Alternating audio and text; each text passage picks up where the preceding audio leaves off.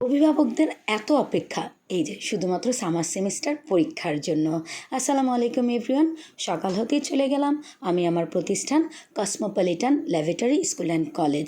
পরীক্ষার ডিউটি শুরু হয়ে গেছে। এই যে সানি স্যার বাচ্চাদের বুঝিয়ে দিচ্ছে সিট প্ল্যান কীভাবে কোথায় কার বসতে হবে, আর বাচ্চারা এইভাবে দাঁড়িয়ে আছে।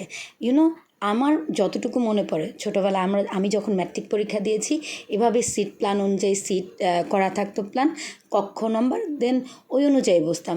বাট আমাদের শিক্ষা প্রতিষ্ঠানে মনে হয় যে একদম ম্যাট্রিক পরীক্ষার প্রিপারেশনটা ছোট্ট ক্লাস থেকে নিয়ে নেওয়া হয়, যার কারণে বাচ্চাদের মাঝে একটা কনফিডেন্স লেভেলটা বৃদ্ধি পায়। এই জিনিসটা আমার কাছে খুবই খুবই ভালো লাগে।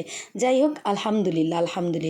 আর আজকে আমার ডিউটি ছিল মর্নিংয়ে, দ্যাটস ওয়াই মর্নিংয়ের ভিডিওটা করতে পারিনি। কারণ হচ্ছে যখন ডিউটি ছিল ডিউটি করবো না ভিডিও করবো, আর এই ভিডিওটা দেখাচ্ছে ডে শিফট। আর এখানে দুই ক্যাটাগরির ড্রেস দেখা যাচ্ছে। এটা হচ্ছে বাংলা মিডিয়াম এবং ইংলিশ মিডিয়ামের, যার কারণে দুইটা কালার ডিফারেন্স।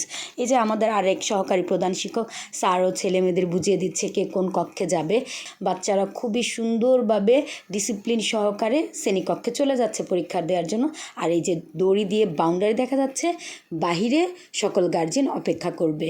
এই তো এরই মধ্যে দিয়ে ডে শিফটের পরীক্ষা শুরু হয়ে গেল।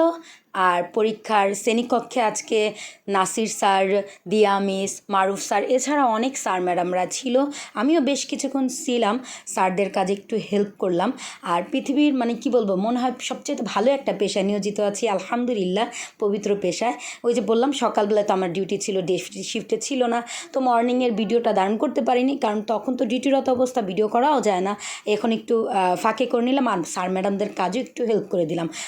ছাত্রীদের খাতাটা দেখছিলাম, ঠিকমতো নাম, রোল, বিষয়, যে আর যেটা লেখার কি খাতায় লেখা দরকার ওগুলো লিখেছি কিনা দেখে দেন স্বাক্ষর করে দিচ্ছে, অ্যাডমিট এনেছি কিনা।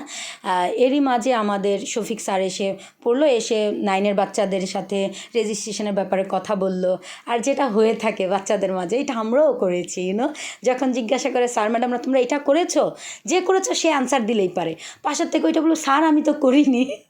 তো এটা তো আমরা জানি তুমি করো না, তোমার বলাটা দরকার কি, যাকে জিজ্ঞাসা করছে সে বলো।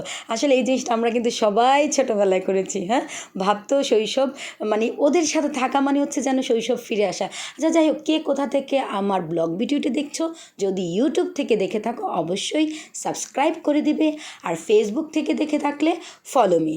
আর আমার ব্লগ ভিডিওটি কেমন লাগে সেটা অবশ্যই কমেন্টের মাধ্যমে বলে যাবে, তাহলে তোমাদের কমেন্টে আমি অনুপ্রেরণা পাই। হ্যাঁ, আর তোমরা চাইলে কিন্তু আমাদের এটা স্কুল অ্যান্ড কলেজ প্লে থেকে একেবারে দ্বাদশ শ্রেণী পর্যন্ত এখানে পড়ানো হয়, দিতে পারো খুব যত্ন সহকারে। যাই হোক, এত কিছুর মাঝে মোস্ট অফ ইম্পর্টেন্ট যে একটা কথা আমার কাছে ভালো লাগে, ছাত্রী থেকে শিক্ষক হওয়ার পেছনে ফ্রাইডের অনুভূতিটা কিন্তু পরিবর্তন হয় নাই। ছাত্র লাইফেও শুক্রবার আসলে যেমন একটা আনন্দ লাগতো, শিক্ষকতার জীবনও।